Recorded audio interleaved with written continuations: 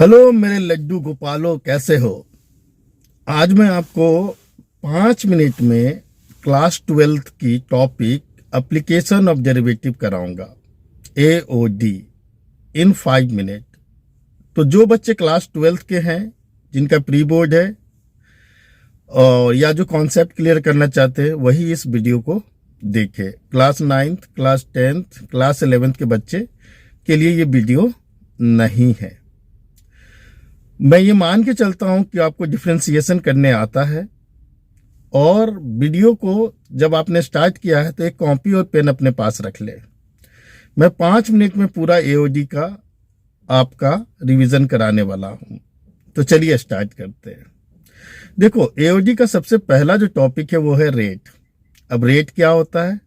मान लो कि कोई गुब्बारा या स्पेयर में लगातार बढ़ता जा रहा है, हम हवा भर रहे हैं और वो लगातार बड़ा हो रहा है। तो क्या क्या चेंज हो रहा है टाइम के साथ? एरिया चेंज हो रहा है, वॉल्यूम चेंज हो रहा है, रेडियस चेंज हो रहा है। तो वो कुछ भी पूछ सकता है कि रेट ऑफ एरिया निकालो, DA/dt निकालो, dB/dt निकालो, dR/dt निकालो, राइट।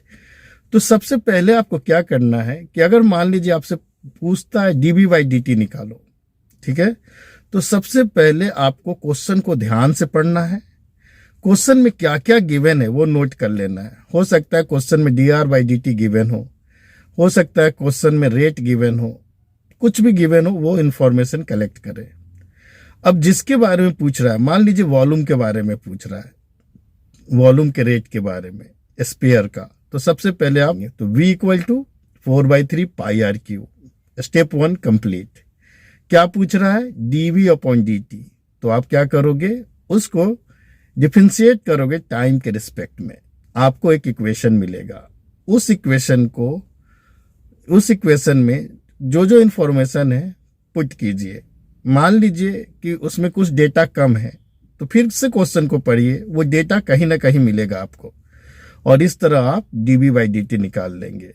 तो क्या करना है? सिर्फ इक्वेशन लिखना है, उसके रिस्पेक्ट में डिफरेंशिएट करना है, जो गिवन इंफॉर्मेशन उसको पुट करना है, और आपको आपका आंसर मिल जाएगा। सेकेंड टॉपिक आता है इंक्रीजिंग डिक्रीजिंग। पहले आप क्वेश्चन को बहुत ध्यान से पढ़िएगा, देखिएगा किस इंटरवल में इंक्रीजिंग डिक्रीजिंग पूछ रहा है। मान लीजिए 2 से 5 के बीच में इंक्रीजिंग डिक्रीजिंग पूछ रहा है, राइट। किसी फंक्शन का इक्वेशन गिवन रहेगा, फंक्शन गिवन रहेगा, आपको कुछ नहीं करना है, फंक्शन को डिफरेंशिएट करना है, राइट। मान लो कि फंक्शन ऑफ x है, तो dy/dx निकाल लीजिए, आप कर लोगे। उसके बाद उस इंटरवल के बीच में, मान लो 2 से 5 के बीच में इंक्रीजिंग डिक्रीजिंग पूछ रहा है, तो 2 से 5 के बीच में कोई एक पॉइंट उठा लो, जैसे कि 3 उठा लिया, और जो तुम्हारा डिफरेंशिएशन करके जो इक्वेशन आया है उसमें उसकी वैल्यू पुट कर दो। जैसे ही वैल्यू पुट करोगे आपको एक आंसर मिलेगा। वो आंसर या तो पॉजिटिव होगा या तो नेगेटिव होगा। अगर आंसर पॉजिटिव है तो ये क्या कर रहा है? इंक्रीज कर रहा है। अगर आपका आंसर नेगेटिव आता है तो फंक्शन डिक्रीज कर रहा है। तो देखिए कितना आसान है। फंक्शन लेना है, उसको डिफरेंशिएट करना है, इंटरवल के बीच का कोई भी एक पॉइंट उठाना है, और उसको डिफरेंशिएशन जो आपने किया है उस इक्वेशन में पुट करना। आंसर अगर पॉजिटिव आता है तो वो इंक्रीज कर रहा है, आंसर अगर नेगेटिव आता है तो वो डिक्रीज कर रहा है। दूसरे टाइप का क्वेश्चन ये हो सकता है कि इंटरवल निकालना पड़ेगा आपको पहले, कि मान लीजिए कि 0 से 10 के बीच में कहाँ कहाँ इंक्रीज हो रहा है, या नंबर लाइन पे -∞ से इन्फिनिटी तक कहाँ कहाँ इंक्रीज डिक्रीज हो रहा है। तो सबसे पहले आपको क्रिटिकल पॉइंट निकालना पड़ेगा। क्रिटिकल पॉइंट का मतलब हो गया जहां से वो इंक्रीज कर रहा है और फिर वहां से डिक्रीज चेंज जहां कर रहा है, उस पॉइंट को निकालना पड़ेगा। तो भी आसान है। सबसे पहले आप क्या कीजिए, फंक्शन को डिफरेंशिएट कीजिए और उसको 0 से इक्वेट कीजिए और x की वैल्यू निकाल लीजिए। वो x की वैल्यू जो होगी वो क्रिटिकल पॉइंट होगी। क्या होगी? वो क्रिटिकल पॉइंट होगी। अब आपको क्रिटिकल पॉइंट मिल गया है। सारे क्रिटिकल पॉइंट को नंबर लाइन पे लिख लीजिए। नंबर लाइन पे लिखने के बाद मान लीजिए आपको 3 पॉइंट मिला, 2, 5, 8, 9 मान लीजिए। तो अब आपको सारे 4 इंटरवल मिल चुके हैं। अब जैसे फर्स्ट इंटरवल के बीच का एक नंबर उठाया और डिफरेंशिएशन जहाँ किया है आपने वहाँ पे आप पुट कर देंगे वैल्यू। अगर पॉजिटिव आ रहा है तो वो इंक्रीज कर रहा है, अगर नेगेटिव आ रहा है तो डिक्रीज कर रहा है। और जनरली ऐसा होता है कि एक पॉजिटिव आएगा, इंक्रीज आएगा, तो उसके बाद सेकंड इंटरवल में डिक्रीज आएगा, फिर इंक्रीज आएगा, डिक्रीज आएगा। चाहोगे तो आप उसके बीच का पॉइंट पुट करके चेक कर सकते हो।